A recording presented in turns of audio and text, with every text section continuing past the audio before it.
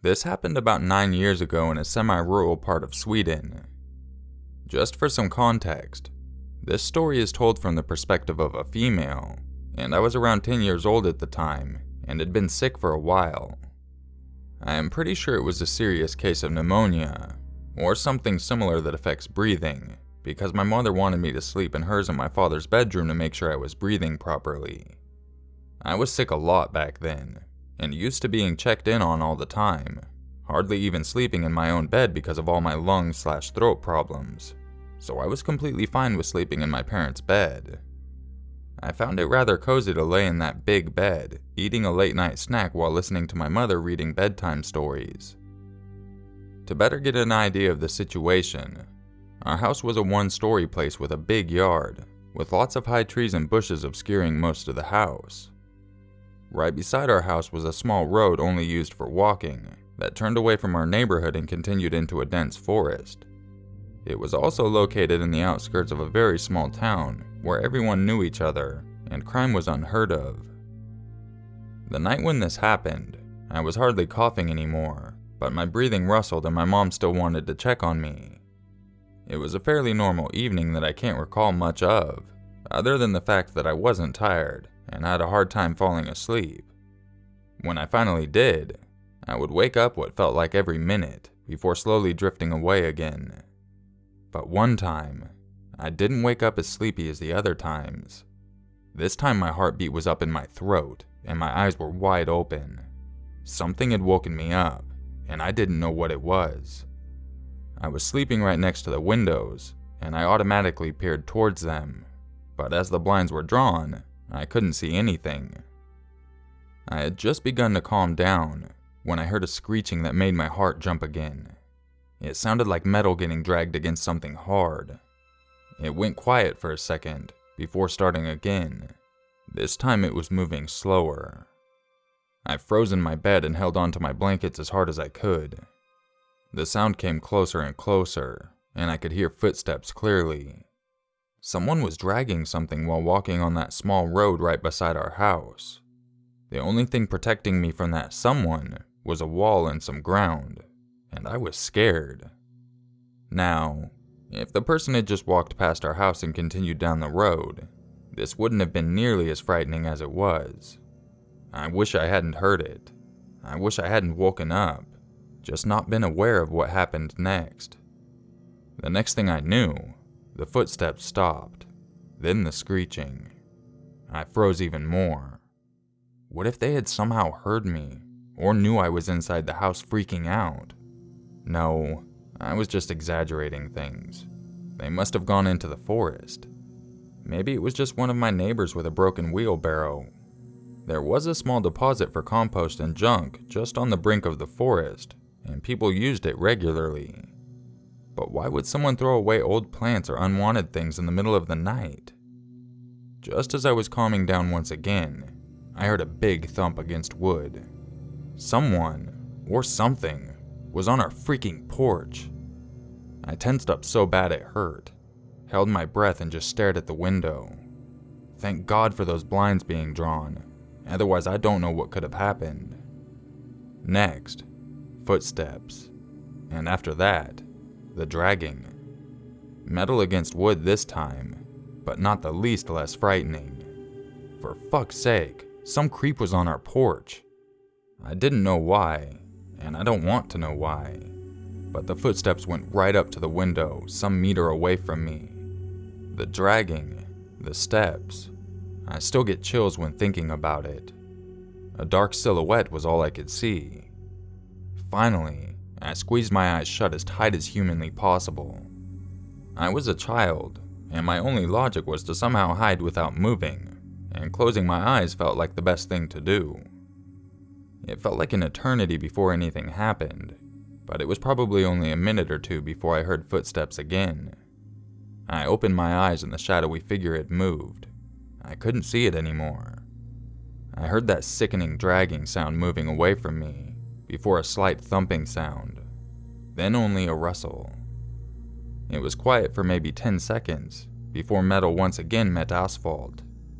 To my relief, the sound was faint and moving away from me, away from our house. I was still so tense that I couldn't cry, so I just laid there with my eyes burning and too afraid to say anything. I think I was awake for about an hour before I could relax and try to sleep again. I don't know how I managed it, but somehow I did fall back asleep. What happened that night will probably remain a mystery.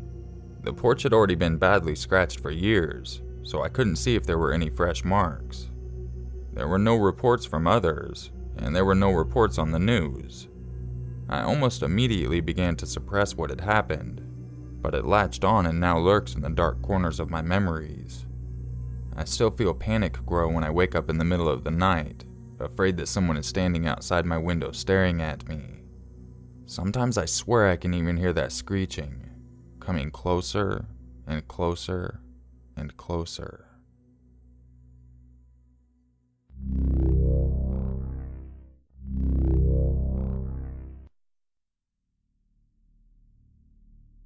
My name is Mike.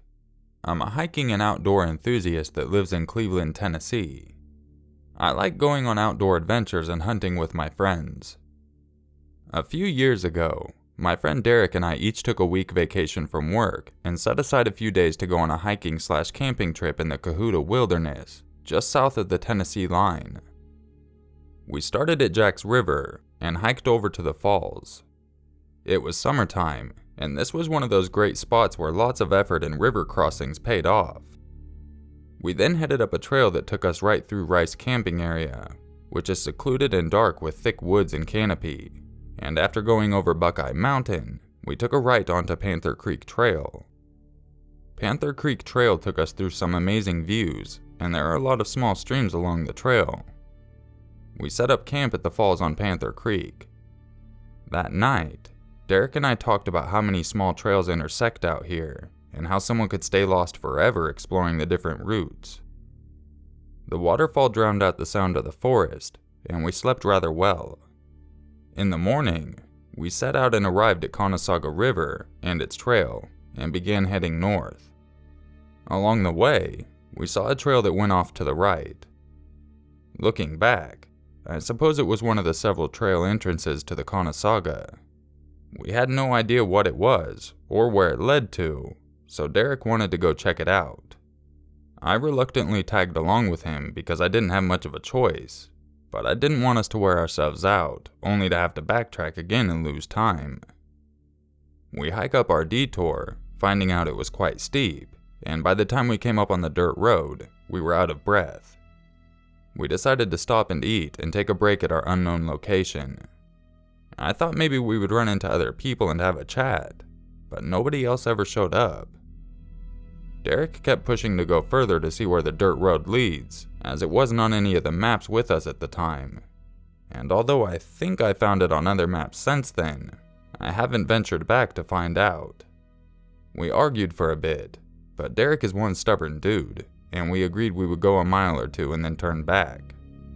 Hiking further along this deserted dirt road with absolutely no scenery, we got hot and drank all of our water we had left. There were no springs or streams in sight that we could stop and purify water to refill on, just gravel roads surrounded by forest, miles in the middle of nowhere and the sun. Coming around a curve on our left, we saw a lot of birds hovering over a lower area of the forest to our left. Just a little further ahead, also on our left, we noticed a trail with a metal gate. Sometimes forestry services have these entrances that go to trails that they use as shortcuts. We decided that we would head down into there and try to find a spring to refill on water. Remembering all the birds hovering around in that general direction, we figured there must be water there. Then we would head back to our original course. Not long after taking this trail, we saw what looked like full garbage bags leaning against a tree. There were signs of a camp, but old signs. The fire pit had been rained on since it was last used, and it hadn't rained for days, so we knew this stuff was abandoned. There was lots of tiny braided plastic someone used as cordage, wound around a semi-large tree. I remember thinking that this was an odd place to set up shelter in relation to where the fire pit was. We assumed this was a poacher's camp, because inside the trash bags were lots of rags with old blood on them. It was all abandoned and left in a reckless fashion, as typical for poachers. We decided to burn the garbage before packing out. That way the bears or other animals that smell it wouldn't eat the plastic and rags. I found it unusual, though, that there were no beer cans or bottles.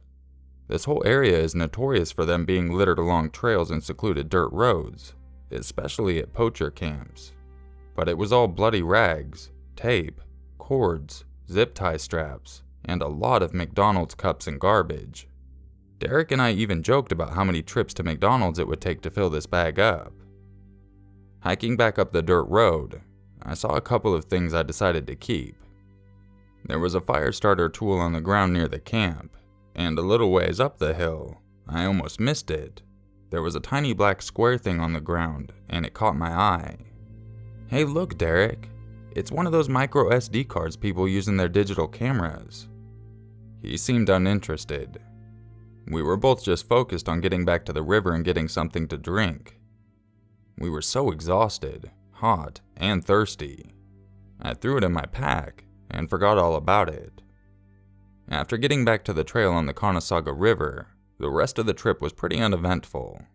We camped again on a connector trail, and on the third day we took our time returning to Jack's River.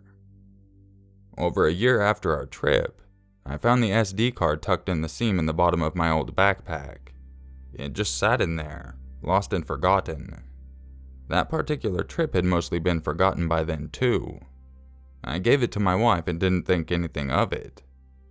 A few days later, she called me at work and said that she had to show me something when I got home. She was really freaked out when I got there, and showed me the pictures that were saved on the card previously. All I can say is, it was horrible.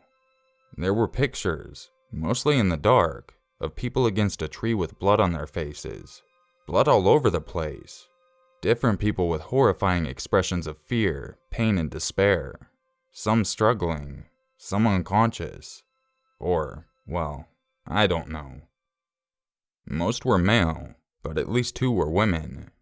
There may have been more, it's hard to say. They all looked similar. The photos all looked so real though. I mean, there was just too much motion blur and too many imperfect shots and angles to be set up.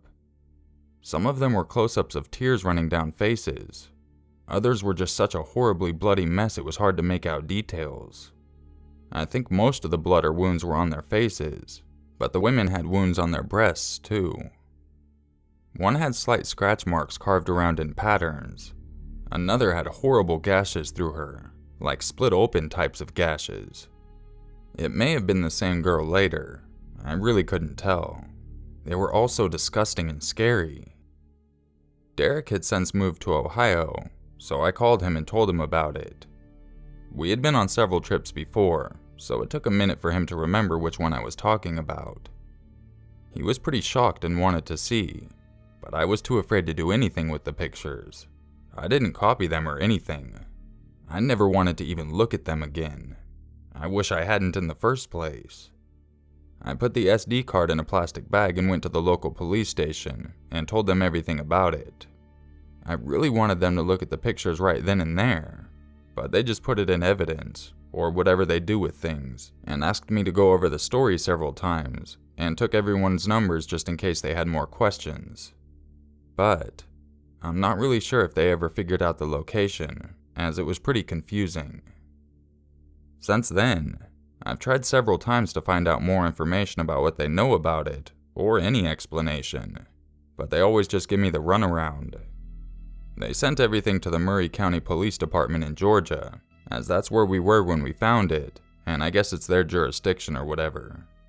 But every time I call, it takes them forever to figure out what case I'm even talking about, if there even is a case on it, and they pretty much go back to asking me if I have any more information on it.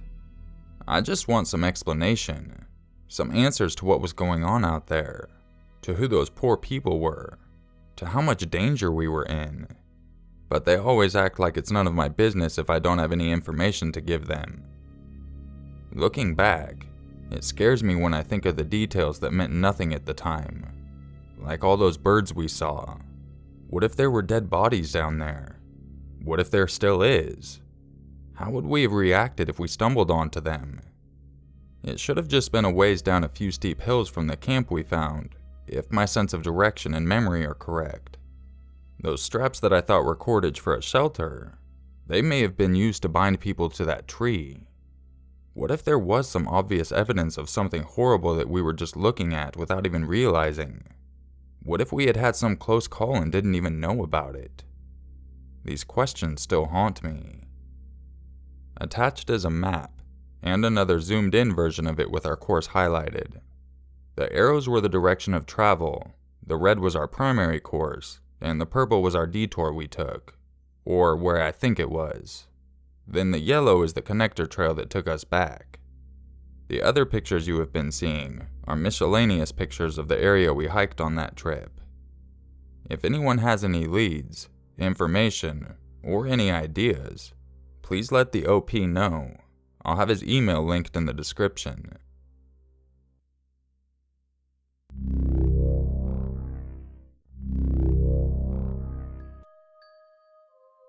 If you enjoyed this video, I would appreciate if you left a like. If you didn't enjoy this video, don't be afraid to leave a dislike. It's there for a reason. If you would like a chance to have your story featured in an upcoming video, make sure you check the description for information on how to submit your stories. I hope you all had a great weekend, and I'll catch you in the next video. And just remember, it's always scarier if it's true. I was in a wooded area and planned to commit suicide. I spent hours in the forest preparing myself to do it. I was deeply intending to do it. I was sitting on a rock watching the sunset when I began to have second thoughts. I was on a park trail that people would pass through frequently, and that made me very weary, as I didn't want anyone around to try and save or stop me. I had a knife, and I really like the concept of seppuku, so that's how I wanted to go out. I'm weird, I know. It felt quiet. I had sudden doubts, and I began to question myself. My eyes started to tear up, and the tears flowed for a long time. When I was done, I brought the knife to my neck, as I chickened out from impaling my gut. I sat there for what felt like forever, time frozen. I was staring at the blade, uncertain of how, or if I could even do it. It was nearly nighttime, and I decided that it was now or never. My hands were shaking from not only fear of the unknown, but because it was very cold. Then I heard something. It was laughter. Just around the bend there was what sounded like teenage girls laughing, and it dawned on me that if I slit my throat and they came around the bend, they would have found my body. I finally backed out of this mindset and walked up the trail. I slowly started walking towards them. They didn't see me at first as I kept moving in their direction, with bloodshot eyes. The knife was in my pocket, and it could have easily been mistaken for a gun. I was covered in twigs, and very dirty. They finally looked at me, a wide-eyed look of fear and panic coming over their faces, and they took off running. I cracked a grin for the first time in what very well could have been years.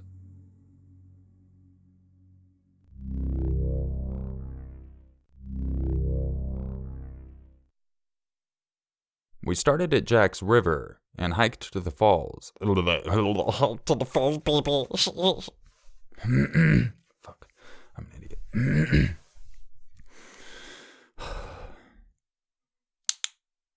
We started at Jack's River and hiked to the... We started at Jack's River and hiked to the... Fuck me. We started at Jack's River and hiked to the... Hiked. We started at Jack's River and hiked to the... Why does this keep saying like hike? We started at Jack's River and hiked to the falls. Fuck. Over a year after our trip, I found the SD card tucked in the seam of the bottle.